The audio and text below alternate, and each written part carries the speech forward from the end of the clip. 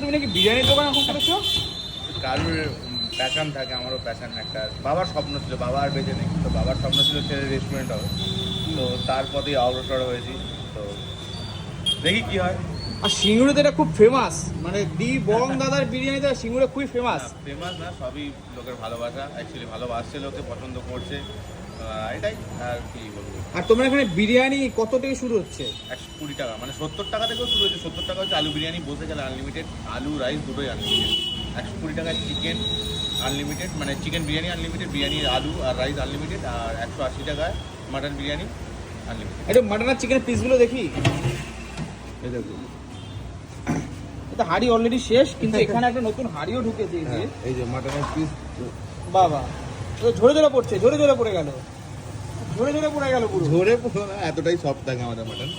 বাহ সব 150 গ্রামের ওপর পিস, দেখতে পাচ্ছ পিসের সাইজ? বাহ, এটা তো চিকেনটা তো ভালো যথেষ্ট। সব 150 গ্রামের উপরে পিস দিয়ে। হ্যাঁ। আমি আস্তে আস্তে অনেকে এখানে জিজ্ঞেস করছি, দাদা ডি বং দাদার বিরিয়ানি যাবো, মানে সবাই বলেছে দাদা এই রাস্তা দিয়ে সোজা আসো, দেখতে হবে তোমার বাহাতে ডি বং দাদার বিরিয়ানি। আর রাইসে পুরো ব্যারাকপুর স্টাইল একদম, মানে আমাদের একদম ব্যারাকপুর স্টাইলের রাইস একদম। না, ব্যারাকপুর আর নিজের কিছু মিক্স